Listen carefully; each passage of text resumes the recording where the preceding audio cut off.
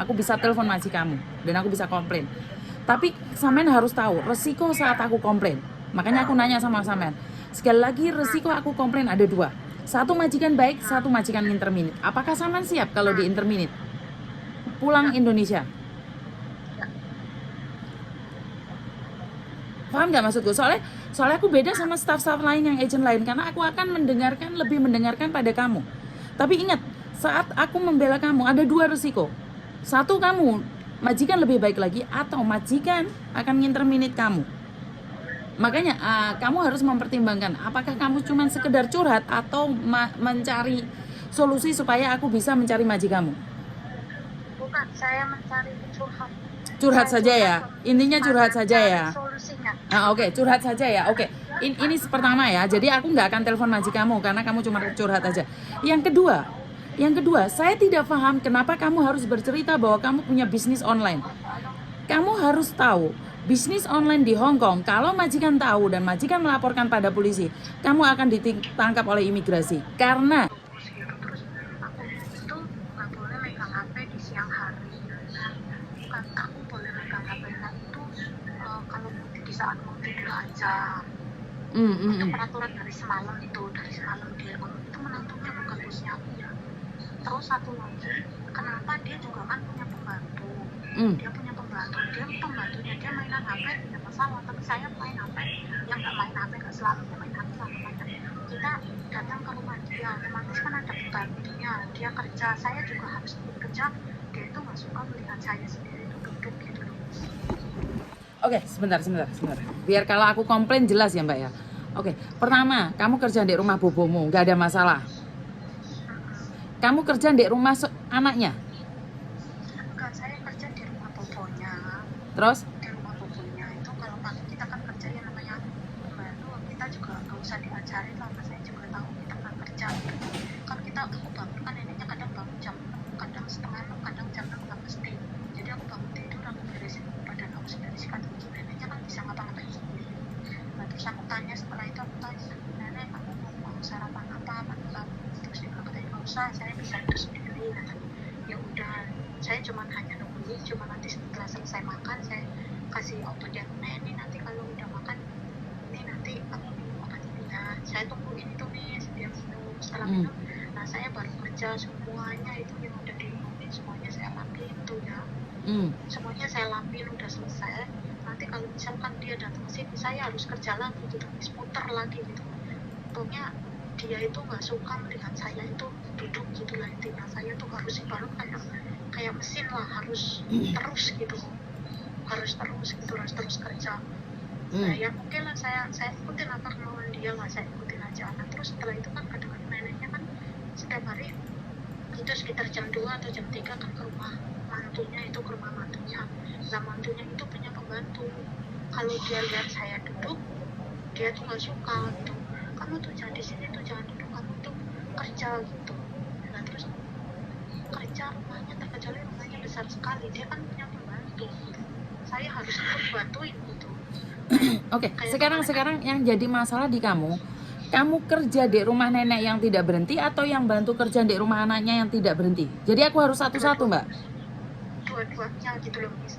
Pokoknya intinya itu menantunya itu kalau dilihat saya duduk itu dia nggak suka, harus kerja gitu loh Miss. Berarti intinya kamu kerja dua rumah? Iya, kalau kayak gini kan berarti saya harus kerja dua rumah. Makanya aku pingin jelas, berarti kamu kerja dua rumah? Ya itu berarti kan saya kerja dua rumah, soalnya kan di sini saya rumahnya nenek. Nah nanti kalau ke rumahnya dia, saya juga harus kerja bantuin pembantunya yang ada di rumah. Kayak contohnya masalah masak, aku ya sendiri yang masak.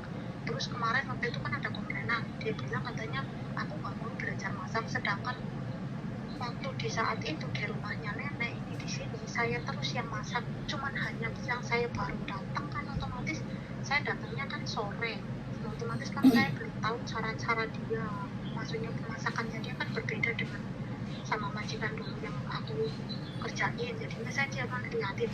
Nah besoknya aku langsung terjun masak sendiri dan seterusnya. Terus tuh menantunya bilang sama saya, katanya saya itu nggak mau belajar masak, bila selama ini saya masak di sini itu siapa gitu, sedangkan saya sendiri yang masak.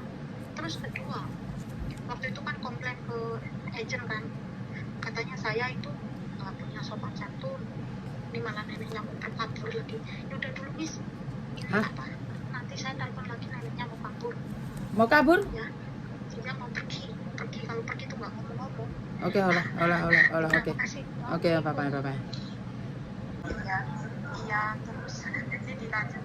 Iya, terus kan itu apa, saya dikatain tidak sopan. Nah, saya tidak sopan ya, aku ada di mana, sedangkan aku kalau pagi ucapin selamat pagi, mau tidur saya ucapin good night, atau nantinya kan taunya good night. Kalau bahasa Mandarin Selatan kan dia nggak tahu.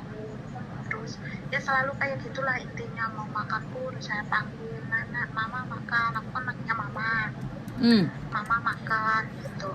Ya pokoknya apa-apa aku izin lah gitu, karena mamanya kan orangnya diem gitu. Kalau itu menantunya kan itu dia tuh ngambil pembantu udah 4 kali, selalu pembantunya notis. Ini yang PL kan bilang sama aku, dia tuh ngambil pembantu udah 4 kali itu notis terus gitu.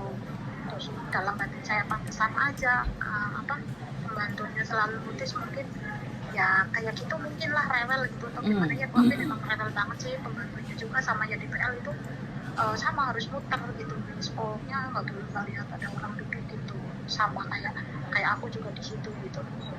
Nah, aku pikir kan kalau pagi kan aku sibuk kerja, ngapain aja, Mas. Setelah itu kan neneknya kan pergi ke taman, kan kita temenin. Nah, terus dia bilang katanya aku tuh nggak jaga neneknya gitu, nggak jaga neneknya, kalau jalan itu katanya nggak mau bareng gitu. Nggak mau bareng kan bukannya anaknya udah tahu, yang majikannya aku tuh udah tahu kalau neneknya itu nggak mau digandeng tangannya, memang nggak mau digandeng gitu. Maksudnya dia jalan sendiri, yang penting aku dampingin dia aja di belakang atau di samping gitu. Yang penting intinya aku lihat dia jalan selalu bareng gitu. Dia ngadunya tuh ke majikan aku yang jaga gitu. Kayak kemarin contoh,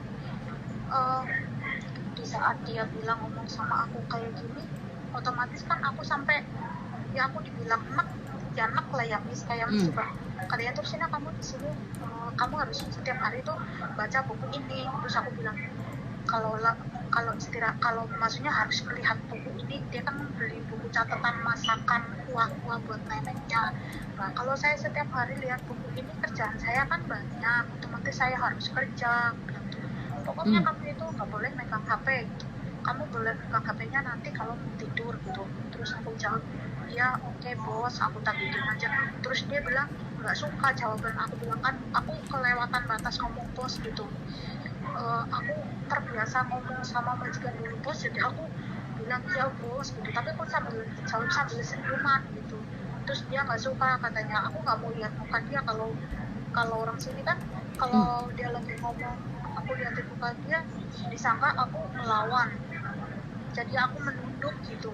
Aku menunduk tapi sambil lihat, kadang nunduk gitu, nggak selalu saya panteng dia gitu. Terus dia bilang katanya, kan itu ya saya ngomong kamu tuh gak sopan ya, katanya gitu. Terus memang aku memohon, ya bos maaf kalau saya nggak sopan, saya ngomong kayak gitu. Pokoknya sedikit ada komplainan apa-apa itu langsung komplain ke majikan. Terus neneknya juga sama, sedikit komplain ke menantunya. Udah tau menantunya kayak gitu, ntar ditambah-tambahin ngomong yang tadinya A jadi B ditambahin. Terus lagi aku katanya kemarin kan aku masak nasi, aku kan nggak tahu itu kan colokan kan banyak ya, namanya aku pertama kali di situ masak nasi, otomatis aku disuruh masak nasi sama pembantunya, otomatis kan dia nakerin beras doang. Terus setelah itu aku cuci berasnya, aku juga tahu lah takarannya berapa aku nggak tahu lah, aku juga udah tahu, tapi disalahin sama dia, katanya kamu itu ya masak nasi nggak bisa, katanya ini airnya kebanyakan ini lah ya. Terus ya aku tak gitu. Terus aku kan maksud aku mau nanya ini colokannya di mana, aku kan nggak tahu, ini kan colokan banyak, aku nggak tahu. Aku bilang aku kan pertama kali masak nasi di sini. Terus dia bilang katanya kamu itu kerja nggak bisa ya, cuma masak nasi aja nggak bisa, kayak gitu lah. Ya udahlah, aku lebih baik aku diem lah ya. Aku salah ya aku diem. Terus setelah itu dia panggil pembantunya tuh yang PL itu, ngomong kayak gini, itu akhirnya dia tuh nggak bisa masak, katanya itu air seberapa itu kebanyakan. Padahal ya aku juga udah tahu lah masak nasi, namanya aku juga ibu rumah tangga, aku juga kerja otomatis masak nasi aku tahu lah gitu. Tapi ya udahlah namanya bos gitu kan, tetap aja kita salah gitu. Aku pun memaklumin lah intinya gitu ya, aku pun memaklumin gitu. Ya udah aku diem aja, aku cuma liatin, terus aku jawab ya maaf kalau saya salah, saya bilang gitu. Terus dia aku nggak, terus memang dia nggak suka sama aku gitu, nggak suka katanya aku itu nggak sopan. Terus akunya bingung, nggak sopannya aku itu gimana gitu, aku terus jadi bingung gitu. Terus dianya juga sama aku kayaknya gimana gitu, terus aku bingungnya kenapa sih gitu.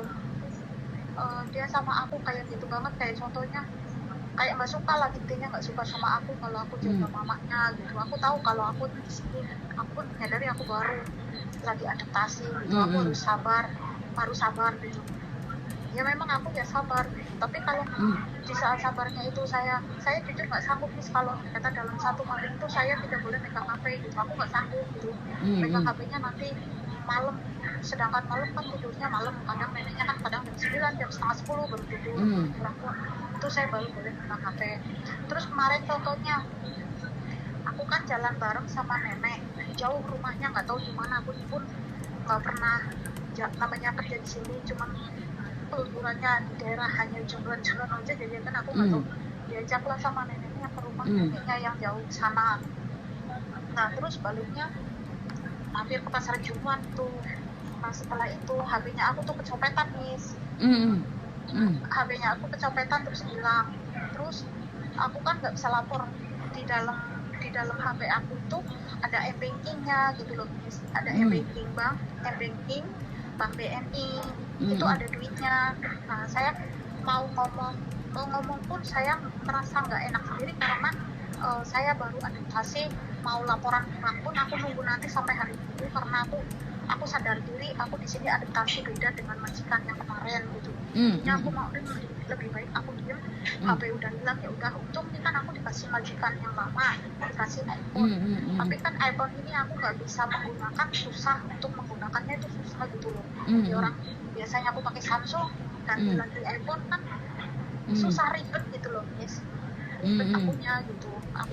Aku jujur aja aku dibilang nggak lihai banget ke HP, ya nggak lihai, saya cuma taunya hanya WA, paling Facebook kan itu biasa-biasa aja gitu.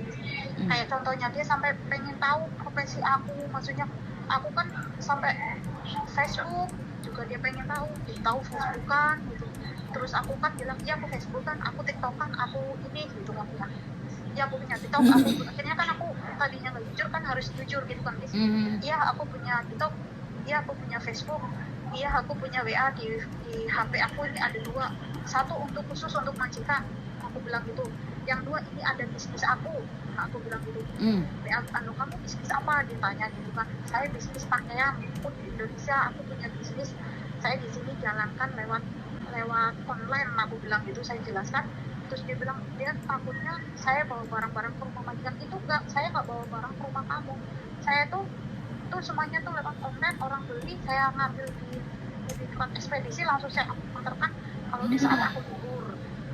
Jadi nggak ada barang masuk ke rumah kamu, itu nggak ada. Oke Mbak, saya sudah dengarkan semuanya keluh kesah sampean. Sekarang giliran aku yang ngobrol ya, giliran aku yang ngomong ya.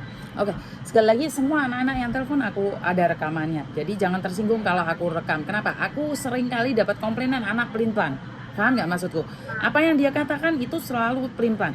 Sekali lagi dari awal aku dengar, sampean ada penyesuaiannya, cuman kurang sabarnya dikit. Mungkin aku bisa komplain kalau kamu kerja 2 rumah. Aku bisa telepon maji kamu dan aku bisa komplain. Tapi sampean harus tahu resiko saat aku komplain. Makanya aku nanya sama sampean. Sekali lagi resiko aku komplain ada 2. Satu majikan baik, satu majikan interminit. Apakah sampean siap kalau di interminit? Pulang Indonesia. Paham nggak maksudku? Soalnya aku beda sama staff-staff lain yang agent lain, karena aku akan lebih mendengarkan pada kamu. Tapi ingat, saat aku membela kamu ada 2 resiko. Satu, kamu majikan lebih baik lagi, atau majikan akan nginterminate kamu. Makanya kamu harus mempertimbangkan apakah kamu cuma sekedar curhat atau mencari solusi supaya aku bisa mencari maji kamu. Bukan, saya mencari curhat. Curhat saja ya, intinya curhat saja ya. Solusinya. Oke, curhat saja ya. Oke, ini pertama ya. Jadi aku nggak akan telepon majikanmu karena kamu cuma curhat aja. Yang kedua, saya tidak paham kenapa kamu harus bercerita bahwa kamu punya bisnis online. Kamu harus tahu, bisnis online di Hong Kong, kalau majikan tahu dan majikan melaporkan pada polisi, kamu akan ditangkap oleh imigrasi. Karena visa kamu adalah pembantu. Walaupun kamu jualan online, kamu tetap salah. Karena dalam waktu di Hong Kong, kamu itu tidak boleh bermain HP untuk jualan. Sekarang aku paham kenapa majikanmu melarang pegang HP di siang hari. Karena takutnya kamu lagi transaksi, lagi jualan. Nah, ini kesalahan yang sering kalian lakukan. Kenapa kalian ngomong sama majikan tentang bisnis kalian? Ingat, kalian tidak boleh jualan apapun. Maaf dulu aku potong ini, neneknya aku kabur lagi. Ampun. Ya udah. Makasih, Ya, bye bye.